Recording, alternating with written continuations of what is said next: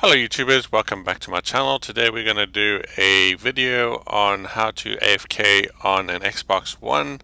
The first bit of the video I'm going to talk about just a couple of settings in Xbox One, and then the rest of the video I'm going to talk about how to go to your apartment and watch TV, things like that, how to do the mission where you can only pay $15,000, or in fact you pay $0 for your supplies for your bunker, and so you can actually make money from it by doing this, right? So we're going to go over that sort of second section, or really most of the video is going to apply to PS4 and PC as well.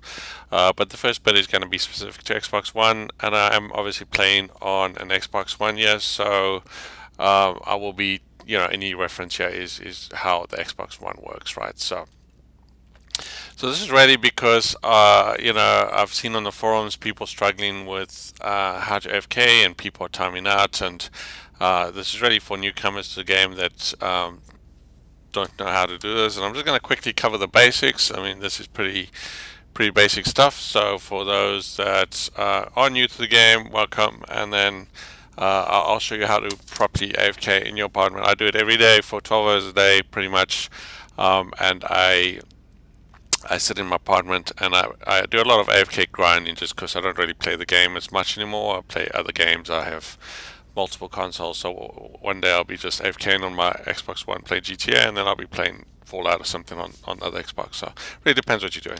But anyway, without further ado, let's get into it. So let's talk about the two options in our settings, which are the most important for the idle settings, for the idling of the game, right? So if you go to your settings, go down to settings, go down to preferences, you'll notice on the right there is something called idle options.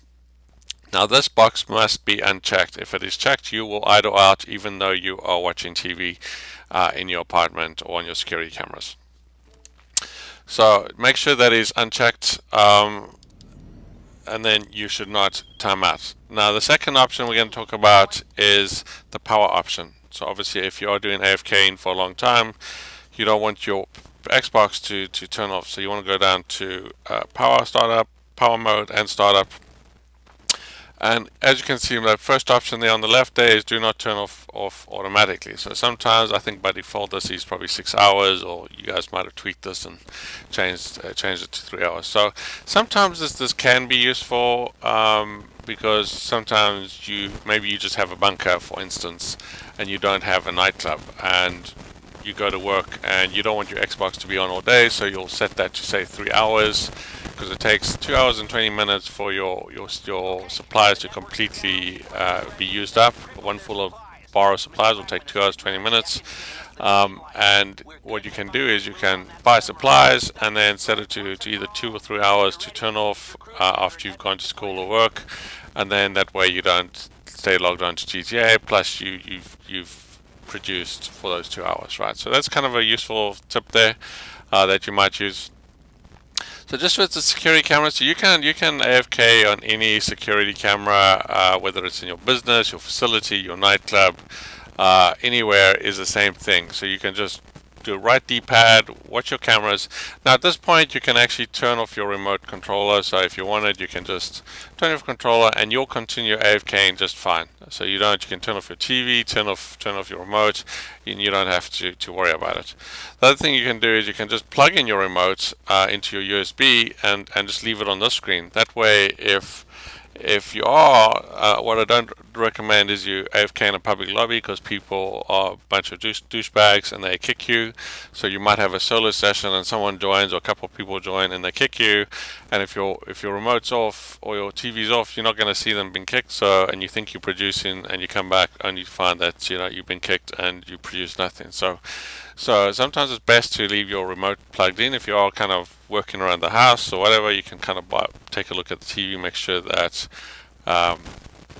you haven't been kicked. Now there is a dim option where you set your idle options that will actually dim the screen, so it's not like you're going to be burning a lot of energy, but again, that's just another useful tip for you guys, right? So normally I leave this on, and I have my remote plugged in. That's on my desk, and I can see if anyone's kick me, and if I have both Xboxes AFKing in the same session, then normally I turn off the other TV, because as long as one is active, then chances are, not all the time, sometimes my other character gets kicked and I don't know it, but that happens, right? So anyway, so that's one thing. So that's kind of the main part of the idle options. So as long as you got the power set and the idle options unchecked, you should be good to go. You should be able to AFK in your apartment. So this is a trick that I do with the bunker. So as you can see, my supplies has gone down just a little bit there, and at this point what you can do is you can actually buy more supplies. So if we go to your computer here, we're going to buy supplies, and we're going to buy $15,000 worth of supplies. Now what essentially happens is, if you go into a mission, your supplies will keep going down, but your supplies won't be delivered until you come out of that mission. So if you sit in that mission for 2 hours is what typically I do. So as you can see, it's just down a little bit here, and even quite a bit. I mean, it's almost at 30,000, but we buy supplies for 15,000. And then if we sit in a mission for 2 hours, you come back out of that mission after 2 hours, it'll take your 15,000 and turn that into $75,000 worth of supplies. Now that's just how missions work. Nothing gets delivered because you're playing a mission, and then when you come back, you'll get supplies. But that being said, if we do start a mission, and I'll show you what I do. So normally what I do at this point is I would go and set my spawn point to my apartment that is closest to the mission I want to start. Normally I do the blow up mission, so I go to the altar apartments, but it could really be whatever the closest apartment is that you want to AFK in, or business or whatever. Okay, then go to single story mode, and the reason I do that is just to have a clean session. Plus, if I happen to exit out of the mission for any reason, I'm not going to spawn into a public lobby and get shot to death and my money stolen and things like that. So, so no one's going to kind of, down your KD or whatever, right? So, but you don't have to. I mean, you can just go, you totally can go from a public session, and if you're around and you kind of just keeping an eye on it, it really doesn't make a difference, right? But for me, it's just quicker to kind of go to my apartment where I want to start. It just takes me kind of around 30 seconds to go to story quickly. I just go to D-pad, go to Trevor, go to story, and voila, I'm back in my apartment.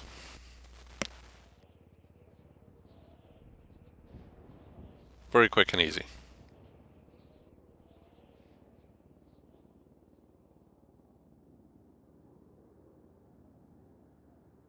And joining an invite session, as you know, is very quick, and painless, versus joining a public lobby, which you can sit minutes and minutes in the clouds, right? If you even connect, right?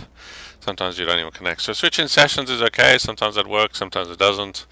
I just find going to story just 100% of the time, you know how it's going to behave.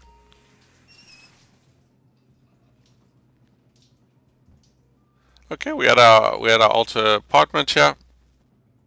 So at this point you can just go and start whatever mission you prefer. Like I said, I just do the blow up mission. Make sure it's set to hard so you get the maximum payout, which is just over $18,000.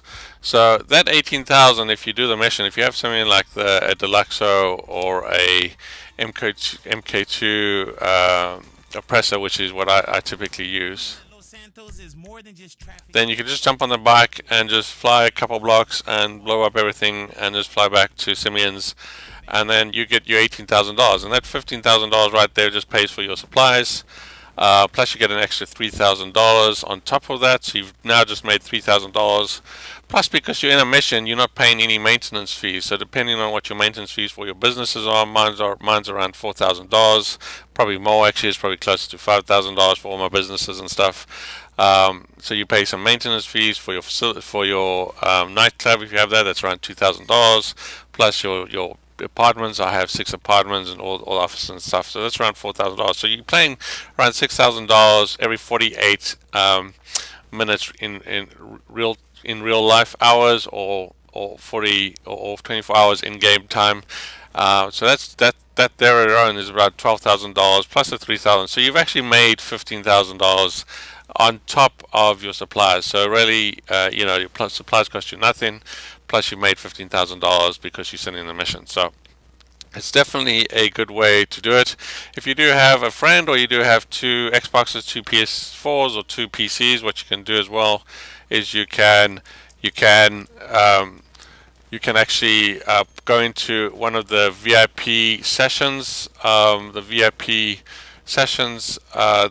that you start from your MOC, and then you can actually even get more money on top of that, because as a CEO you're getting XP, because only one of you will get it though. So like, depending on who needs XP, like say you have a second character, or your friend, then whoever's hosting that mission will become the CEO, and then the second person will get XP, like it's just a little bit, so you get an extra 15,000 XP every hour or every 2 hours or something, right? And then you get some money every 5-10 minutes, like $5,000. That sometimes it works, sometimes doesn't, but you definitely get some money for sure. So again, you're making some extra money. Plus, if you decide to complete those missions, then you get money, which those missions are more tedious to complete. It's definitely not as easy as doing blow up. But that being said, I just want to make sure people are, when we say you need to watch TV, that you are actually watching TV. You're not like sitting here and just looking at the TV, for instance, because that's not going to do anything. You will time out. So you do have to hit your right D-pad, and then you don't have to turn your TV on at this point. I normally turn it on just out of habit, and but you could actually leave it off and you won't time out, just as long as you're actually watching and staring at the TV in this view, right? You should be fine. But go ahead and turn the TV on, turn your sound down, and then you don't be bothered by all that stuff.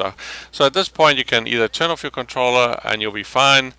If I turn on my controller, that's all you're going to see. You'll be okay. You won't time out. Or you can just leave it on and plug it in, and then you can keep an eye and just make sure that you haven't actually timed out in the mission. And that's really essentially it. That's all you have to do.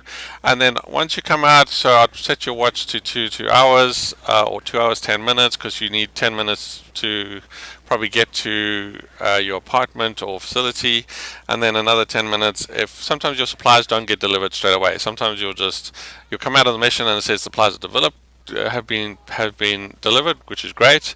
That's ideally what you want, and you just rinse and repeat, start all over again.